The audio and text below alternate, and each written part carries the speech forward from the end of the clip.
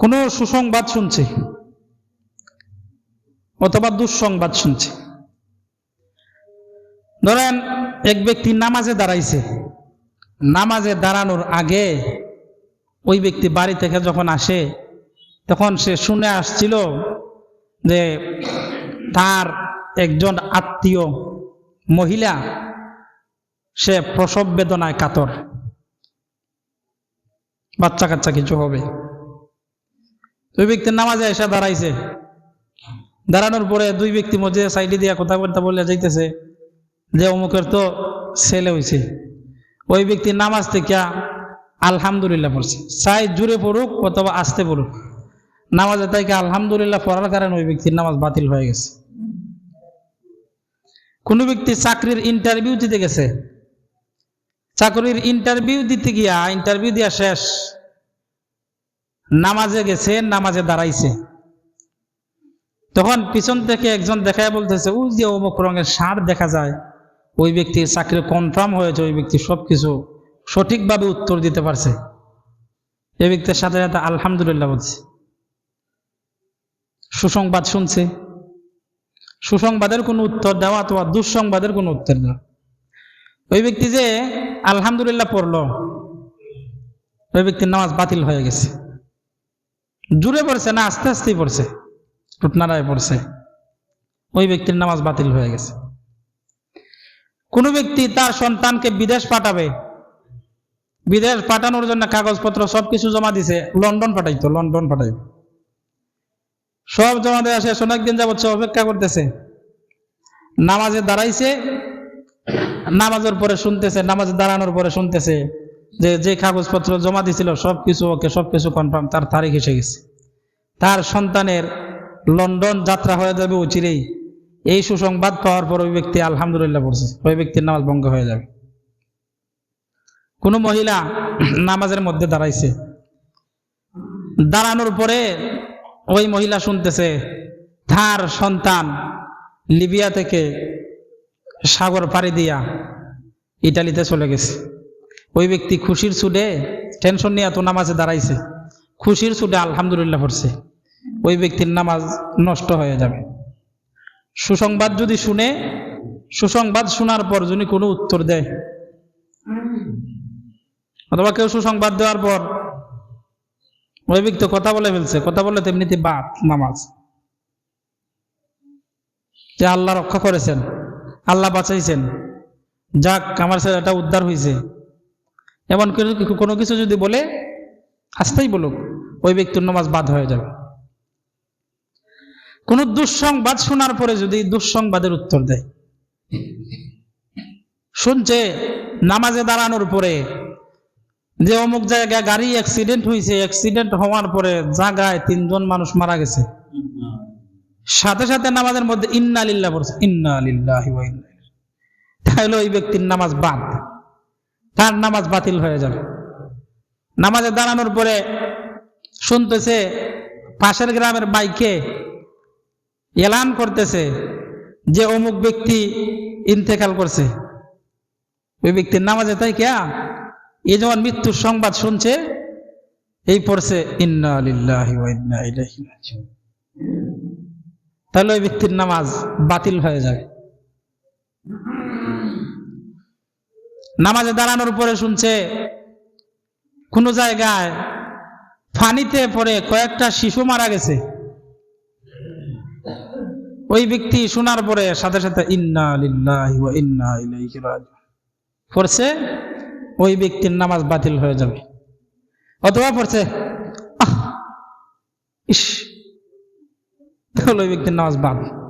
সুসংবাদ শুনুক, দুঃসংবাদ শুনুক, সংবাদ ভালো হোক অথবা মন্দ হোক, সুখের সংবাদ হোক কিংবা দুঃখের সংবাদ হোক, যদি সংবাদ শোনার পরে কোনো উত্তর দেয় তাহলে ওই ব্যক্তির নামাজ বাদ, নামাজ ফাসেদ হয়ে যাবে, আবার নতুন করে নামাজ আদায় করতে হবে। এবার নাফাক জায়গায় যদি কোনো ব্যক্তি সেজদা করে, আপনি নামাজে দাঁড়াইছেন, নামাজ পড়তে গেলে সেজদার সময় আমাদের কয়েকটা অঙ্গের মাধ্যমে সেজদা দিতে হয়। 1 নাম্বার কপাল, 2 নাম্বার নাক, 3 নাম্বার আমাদের 2 হাত এরপরে আমাদের 2 হাঁটু, 5 নম্বরে আমাদের 2 পা। এই 5টা অংশ জমিনে রাইখা সেজদা দিতে হয়। কেউ নামাজের মধ্যে সেজদা দিল, যেই জায়গায় ওই ব্যক্তি কপাল রাখছে এই জায়গার মধ্যে নাপাকি আছে, কেউ পেশরাব করে দিছে, তাহলে ওই ব্যক্তি নাপাক জায়গায় সেজদা দেওয়ার কারণে তার নামাজ বাতিল হয়ে গেছে। যেই জায়গায় সেজদা দিছে ওই জায়গায় গোবর আছে, ওই ব্যক্তির নামাজ বাতিল হয়ে গেছে। এই নাপাকি চাই কপালের জায়গায় থাকুক, চাই হাতের জায়গায় থাকুক, নাকের জায়গায় থাকুক, হাঁটুর জায়গায় থাকুক, কিংবা পায়ের জায়গায় থাকুক, এই 5টা অঙ্গের যে কোনো অঙ্গের নিচে যদি নাপাক থাকে, নাপাকি থাকে, আর এই নাপাকির উপর যদি কোনো ব্যক্তি সেজদা দেয়, তাহলে ওই ব্যক্তি নাপাক জায়গায় সেজদা করার কারণে ওই ব্যক্তির নামাজ বাতিল হয়ে যাবে। নাপাক জায়গায় সেজদা দেওয়ার কারণে নামাজ বাতিল। এই নামাজ আল্লাহ তাআলার কাছে গ্রহণযোগ্য না। আবার ওই ব্যক্তি জায়গা পরিবর্তন করে নামাজ পড়তে হবে। অনেক সময় দেখা যায় মশার রক্ত লাগে, মাছির তো রক্ত নাই। মশা মারছে, মারার পরে মশার রক্ত লাগছে পাঞ্জাবির মধ্যে, লুঙ্গির মধ্যে, কাপড়ের মধ্যে। অথবা মাছ কাটছে, মাছ কাটার পরে মাছের যে রক্ত আছে রক্ত লাগছে। তাহলে এমত অবস্থায় এই কাপড় জায়গা এগুলা নাপাক হবে না। কারণ যদি জায়গা অথবা কাপড় যদি নাপাক হতে হয়, তাহলে ওই সমস্ত প্রাণীর রক্ত দরকার।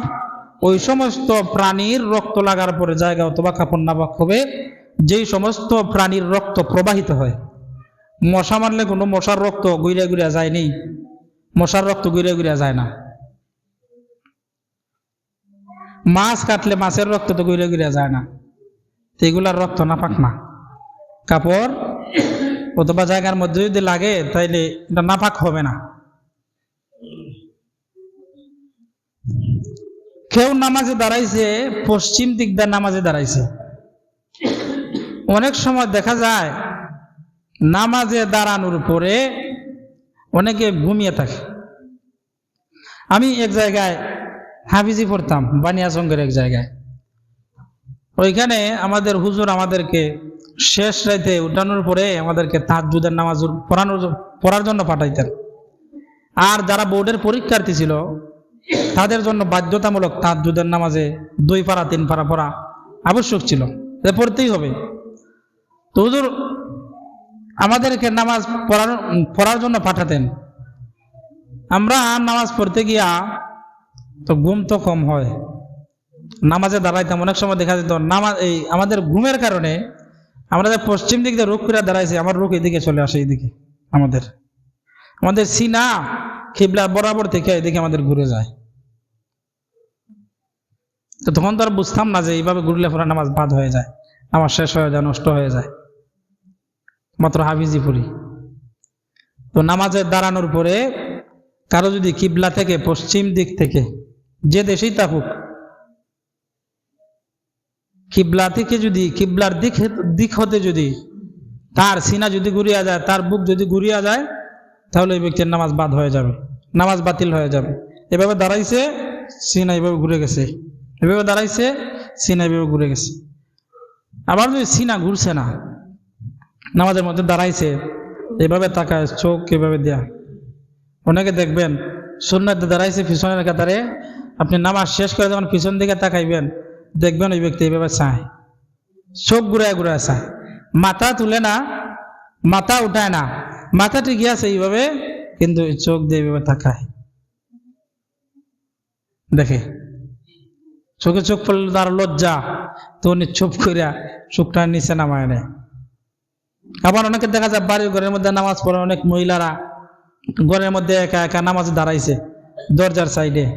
তো কেউ ঘরে ঢুকছে, আবার শুনছে, এইভাবে চোখটার এইভাবে তাকায়, খেয়ে আসছে, একটু খেয়াল করে। অনেকে দেখা যায় এভাবে তো তাকাই, মাথায় এবার একটু ঘুরায়, গাঁটটার একটু ঘুরায় থাকে, এবার একটু তাকায়। তো এটা করা মাকরু। এটা করা কি? এমনটা করা কি? মাকরু। মাকরু মানে হলো আল্লাহ তাআলার নিকট অপছন্দনীয় কাজ। তো আল্লাহ তাআলার নিকট যেই কাজ অপছন্দনীয় সেই কাজ আমি কেন করব? যেই কাজ আল্লাহ অপছন্দ করেন সেই কাজ কেন আমি করতে যাব? এমনটা করা মাকরু, এমনটা করা যাবে না। আল্লাহ তাআলা এমনটা করতে পছন্দ করেন। মাহরু কাজ করা যায় না, এটা আল্লাহ তাআলা অপছন্দ করেন। তো নামাজে দাঁড়ানোর পরে আমাদের চক্ষু থাকবে সেজদার জায়গায়। আমাদের সেজদায় কপাল যেই জায়গা লাগবে ওইখানে আমাদের নজর থাকবে। নামাজের মধ্যে মনোযোগ ধরে রাখার জন্য যে কার্যকরী পদ্ধতি আছে সেটা হলো দাঁড়ানো অবস্থায় সেজদার জায়গায় আমাদের নজর থাকবে। আমরা যখন রুকুতে যাব তখন পায়ের পাতায় দুই পায়ের মধ্যখানে আমাদের নজর থাকবে। আমরা যখন এভাবে বসবো, বসার সময় আমাদের নজর থাকবে আমাদের এই কুলে। আমরা যখন সেজদায় যাব আমাদের নজর থাকবে আমাদের নাকে। এই পদ্ধতিতে কেউ যদি নামাজ পড়ে তাহলে ওই ব্যক্তি নামাজের মধ্যে মনোযোগ ধরে রাখতে পারবে। আর নামাজে যদি মনোযোগ ধরে রাখতে না পারে তাহলে কয় রাকাত পড়ছে, কোন সূরা পড়ছে, এসব কিছু ভুলে যাবে। বান্দা যখন নামাজে দাঁড়ায়, দাঁড়ানোর পরে যখন মুয়াজ্জিন সাহেব একামত দেয় তখন শয়তান দূরে যায়। যতক্ষণ পর্যন্ত যেই জায়গা পর্যন্ত একামতের আওয়াজ শোনা যায় ওই পর্যন্ত শয়তান পালায়া যায়। আবার যখন একামত শেষ হয়ে যায় শয়তান মুসল্লির কাছে আসে, এসে যদি ফাঁকা জায়গা পায় ফাঁকা জায়গা দিয়ে প্রবেশ করে ওইখানে অবস্থান করে আর মুসল্লিকে বলে উযকুর কাজা, উযকুর কাজা, উযকুর কাজা। এমন কিছু জিনিস স্মরণ করায় দেয় যা নামাজের বাহিরে মানে স্মরণ হবে কি কল্পনা করা যায় না যে এগুলো আমার মনে হবে। কিন্তু নামাজের মধ্যে অনেক পুরাতন পুরাতন কথা, এমন অনেক বিষয় স্মরণ করায় দেয় যেগুলো আমাদের মাথায় ছিলই না। তো রাসূল হাদিসের মধ্যে বলেন এভাবে যখন স্মরণ করাইতে থাকে একটা পর্যায়ে দেখা যায় ইমাম কিংবা মুসল্লি কয় রাকাত পড়ছে এটাই সে ভুলে যায়। শয়তানের নামাজের মধ্যে পেছ লাগায় দেয়। তো নামাজের মধ্যে এইভাবে তাকানোটা মাকরু। আর বুক যদি ঘুরে যায়, সিনা যদি ঘুরে যায় তাহলে নামাজ ভঙ্গ হয়ে যাবে, পুনরায় নামাজ আদায় করতে হবে। এরপরে নামাজে কোরআন শরীফ দেখিয়া পড়া। কোন ব্যক্তি নামাজে দাঁড়াইছে, নামাজে দাঁড়ানোর পরে মোবাইল হাতে নিছে, নেয়া এই আলহামদুলিল্লাহি রাব্বিল আলামিন সূরা পড়তেছে,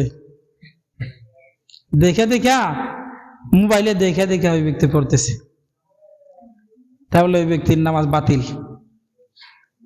তোমার নামাজে দাঁড়াইছে, দাঁড়ানোর পরে দাঁড়ানোর আগে সামনে কোরআন শরীফ রাখছে, পৃষ্ঠা মেলায় রাখছে, সামনে রাখছে কোরআন শরীফ, তো এখানে দেখে পড়তেছে।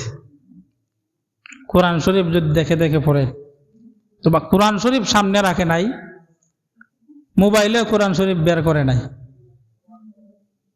কোরআন শরীফ বলতে কোরআন শরীফ উদ্দেশ্য না, কোরআন শরীফ বলতে নামাজে যা পড়বে তা দেখিয়া পড়বে এমনটা উদ্দেশ্য।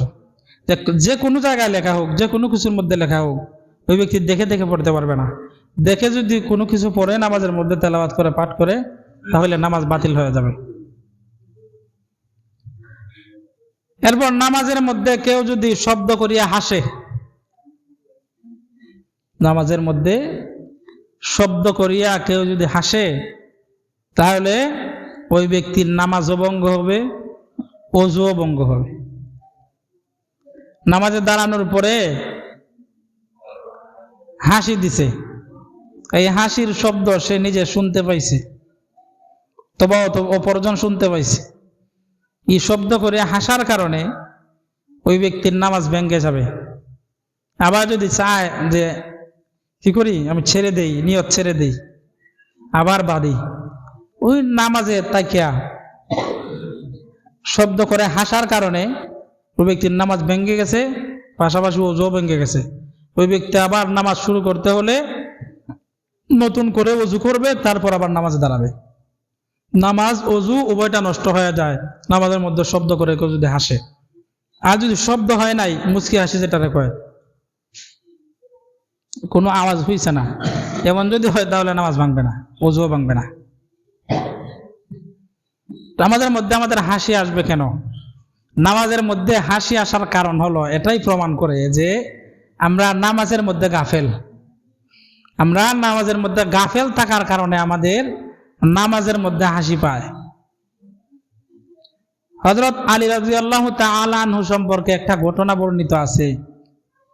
যুদ্ধের ময়দানে পায়ের মধ্যে তীর বিচ্ছে, যুদ্ধের ময়দানে পায়ে তীর গেঁথে গেছে, কেউ ধরতে পারে না এটা ছুটানোর জন্য।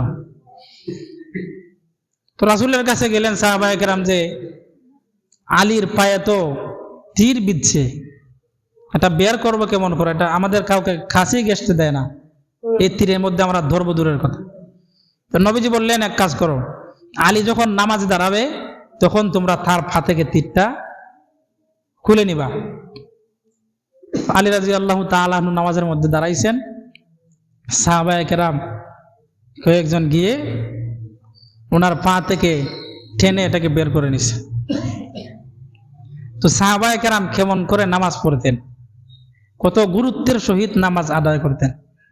নামাজের মধ্যে দাঁড়ানো, আল্লাহর সামনে দাঁড়াইছেন, কিন্তু এই স্বাভাবিক অবস্থায় যেই তীরের মধ্যে দৌড়তেই দিতেন না, নামাজ দাঁড়ানোর পরে এই তীর পা থেকে টেনে বের করে নিয়ে আসছে, উনি বলতে পারে না। নামাজের পরে ওনাকে জিজ্ঞাসা করা হলো যে তীর খোলা হয়েছে তোমার পা থেকে, তুমি কি বলতে পারো না? বলি বলেন, আল্লাহর কসম আমি কিছুই বলতে পারি না, আমি একটু অনুভব করি নাই যে আমার পা থেকে এই তীর খুলে নেওয়া হয়েছে। এত গভীর মনোযোগের সাথে সাহাবায়ে কেরাম নামাজ আদায় করতেন। আমাদের নামাজ, কেউ যদি একটা সুইচ দেয়, একটু ঠুস করে উঠে, ছোট পোলা মান তো অনেক সময় বুঝে না, এই সুইচ টুস মাইরা দেয় নামাজের পরে, কে রে, কে সুইচ দেয়? তোমাদের জন্য একটাবার শান্তি মতো নামাজ পড়তে পারি না। পিছনে যদি তাড়াহুড়া করে একটু হাসাহাসি করে একটু দৌড়াদৌড়ি করে, মনে হয় যে ফিটা লাগাই বুঝুরিয়া। এমনও হয় মুরব্বী টাইপের অথবা নেতা টাইপের কেউ দুষ্টামি করছে, ফিসে নামাজ পড়ে দাঁড়াইয়াই ভাষণ শুরু। এটা অনুচিত কাজ। আর মসজিদে এমন কোনো শিশু নিয়ে আসা যাবে না যারা একেবারেই বুঝে না। কিছু বুঝমান যারা আছে, কিছু বুঝের যারা, তাদেরকে নিয়ে আসেন।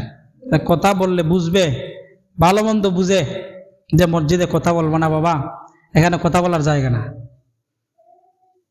এভাবে যদি আমরা যারা বড়রা আছি, আমরা যদি নামাজ পড়ি, নামাজের পরে যদি বাচ্চাদেরকে এভাবে ধমকাই, তাহলে তাদের মনের ভিতরে একটা বিষয় যাবে যে মসজিদে গেলে মানুষে গালাগালি করে, মানুষ রাগারাগি করে, মানুষ মন্দ কথা বলে।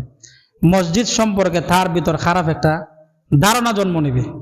তো কারণে দেখা যাবে সে ধীরে ধীরে এই যে ছোটবেলার স্মৃতি, বড় হলেও এটা তার মাথার মধ্যে থাকবে, তার স্মৃতিতে থেকে যাবে, মসজিদ বিদ্বেষী হয়ে যাবে। কেউ যদি তারা মসজিদে নিয়ে আসতে চায়, তখন ওই স্মৃতিচারণ করবে, সে আসতে চাইবে না মসজিদে। তো আমরা নামাজে আসি অন্যদেরকে মসজিদ বিমুখ করার জন্য না। আমরা যেমন নামাজে নামাজ পড়ি, আমাদের এটা কামনা, আমাদের এটা বাসনা, আমাদের এটা চাহিদা, আমরা যখন দুনিয়াতে থাকবো না, আমাদের পরবর্তী প্রজন্ম যখন থাকবে, তখন তারা যেন মসজিদমুখী থাকে, তারা যেন মসজিদে আসে, তারা যেন মসজিদ তারা আবাদ করে। আমরা তো একদিন চলে যাব, তখন তারা যেন এই মসজিদে নিয়মিত নামাজ কালাম করে। আমরা যেইভাবে মসজিদের দায়িত্ব আঞ্জাম দিয়েছি, আমরা এক সময় চলে গেলে আমাদের পরবর্তী প্রজন্ম যেন মসজিদের কাজ করার জন্য, মসজিদের দায়িত্ব আঞ্জাম দেওয়ার জন্য আগ্রহী থাকে। সে যেন এটা না বলে যে মসজিদ সুন্দর করে কি হবে, মসজিদের বিল্ডিং বানিয়ে কি হবে, ওখানে গেলে তোমার গালাগালি করে, বকাবকি করে। আপনি রাগ করে কাউকে দিয়ে কাজ যতটুকু হাসিল করতে পারবেন, আপনি ভালোবাসা দিয়ে, কোমল ব্যবহার দিয়ে, তার চেয়ে বেশি আপনি হাসিল করতে পারবেন। এজন্যই দেখা যায় ইমাম প্রশিক্ষণের মধ্যে একটা বিষয় শেখায় যে বাচ্চাদেরকে পড়াতে হলে মারামারি ফিটাফিটির চেয়ে একটু ভালোবাসা, নম্র ব্যবহার, এগুলা বেশি দিবেন। তাইলে তার থেকে রাগারাগি করে পিটাপিটি দিয়ে আপনি যেই পড়া আদায় করতে পারবেন, এর চেয়ে বেশি পড়া আদায় করতে পারবেন আপনি তারা ভালোবাসা দিয়া। নামাজের মধ্যে কেউ যদি শব্দ করে হাসে তাহলে ওই ব্যক্তির নামাজ বাতিল হয়ে যাবে, আবার নতুন করে নামাজ পড়তে হবে। নামাজে কেউ যদি দুনিয়াবি কোনো কিছু আল্লাহ তাআলার কাছে চায়, অনেকে বলে ফরজ নামাজের মধ্যে সেজদায় গিয়া আল্লাহ তাআলার কাছে তুমি দোয়া করবা, না, মাসালা এটা না। আল্লাহ তাআলার কাছে কোনো কিছু চাইতে হলে আপনি নফল নামাজে চাইবেন সেজদায় গিয়া। ফরজ নামাজের মধ্যে আল্লাহ তাআলার কাছে কোনো কিছু চাওয়া যায় না। নামাজের যা কিছু আছে এগুলাই পাঠ করতে হবে, এর বাইরে আল্লাহ তাআলার কাছে কোনো কিছু চাওয়া যাবে না। সেজদায় গিয়া সেজদার তাসবিহ পড়ছেন, আপনি সেজদা থেকে উঠে যান, এর বাইরে কোনো কথা নাই। কেউ যদি নামাজে দুনিয়াবি কোনো চাহিদা আল্লাহ তাআলার কাছে ব্যক্ত করে, ছেলের সরকারি চাকরি হয় না, টাকা পয়সা সব জমা দিছে, ঘুষ দিছে, এখন যার যোগ্যতা আছে এর তো চাকরি হয় না ঘুষ ছাড়া, যোগ্য ব্যক্তি ঠিকই, কিন্তু তেল ডানোর লাগে, তেল ছাড়া চলে না। এই সমাজটারে এই ঘুষ করে বলতে নষ্ট করে দিছে। এই বালা কাজের মধ্যে ঘুষ নেয়, আর মন্দ কাজে তো ঘুষ নেই। চা পান খাবার লাগে 5-6 লক্ষ টাকা চায়, এর দিয়ে চা খাবার কাপ যে কত বড় হেউই জানে, খই দিয়ে ওয়াটার দিয়ে বানাইছে কাপ আর কেটলি, আর বিস্কুট দিয়ে বানায় কোন ইট মিল হেউই জানে। চা আর পান খাইতে বিস্কুট খাইতে 5-6 লক্ষ টাকা লাগে। তুমি যে চা পান খাবার লাগে আর একজনের মাইরা দুইরা দিয়ে নিলায় 5-6 লক্ষ টাকা, এটা হারাম খাইতেছ না হালাল খাইতেছ? এই হালাল দেখাইতেছ, তুমি হালাল খাইয়া জানতে পারবা না এই হারাম খাইয়া? তোমার এই শক্তি আছে গায়ে? কেউ যদি হারাম খায়, ওই ব্যক্তি হারাম খাইলো, হারাম যদি সম্পদ জমায়, ওই ব্যক্তি হারাম সম্পদ জমাইলো, তার জীবদ্দশায় যদি তার সম্পদ নষ্ট নাও হয়, তাহলে তার পরবর্তী প্রজন্মের মধ্যে কোনো এক প্রজন্মের মধ্যে তার এই সম্পদের কোনো অস্তিত্ব থাকবে না। মানুষ বলতে বাধ্য হবে তার দাদা অথবা তার পরদাদা হালাল হারাম বাদ বিচার না করে সম্পদ জমাইছে, তার সম্পদ টিপ রেখেছে, তার সম্পদের কোনো অস্তিত্ব নাই। আপনার পরবর্তী প্রজন্মকে মানুষ এই কথা বলবে। আপনি যে হারাম খাইতেছেন, চা খাওয়ার জন্য আপনি টাকা নেন, পান খাওয়ার জন্য আপনি টাকা নেন, কয়দিন আপনি বাঁচবেন? এই টাকা আপনারে কি করবে? টাকার পাহাড় জমাইতেছেন হালাল হারামের বাদ বিচার না কইরা। সামান্য একটু সর্দি হয়, এই সর্দির চিকিৎসা করতে করতে দেখা যায় আপনার 5 লক্ষ নাই। সামান্য একটা বিস্ফোরা হয়েছে, বিস্ফোরা গালাইতে গিয়া দেখা যায় আপনার 10 লক্ষ নাই। কিসের উপরে আপনি ভরসা করছেন? কিসের জন্য আপনি টাকা জমাইছেন?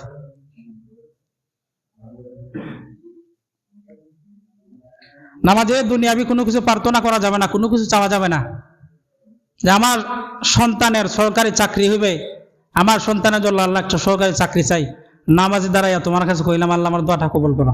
না, দুনিয়ার কোনো স্বার্থ আছে এমন কোনো দোয়া নামাজের মধ্যে আল্লাহ তাআলার কাছে করা যাবে না, এমন কোনো কিছু আল্লাহ তাআলার কাছে ব্যক্ত করা যাবে না। কেউ হাসি দিছে, হাসি দেওয়ার পরে আপনি নামাজে তাকে ইয়ারহামুকাল্লাহ বলছেন, তাইলে আপনার নামাজ বাদ। নামাজে দুনিয়ার কোনো কিছু প্রার্থনা করছেন, আল্লাহর কাছে চাইছেন, দোয়া করছেন, আপনার এটা বাদ, নামাজের মধ্যে আপনি চাইতে পারবেন না। যদি হাসির জবাব দেন তাহলে আপনার নামাজ বাতিল।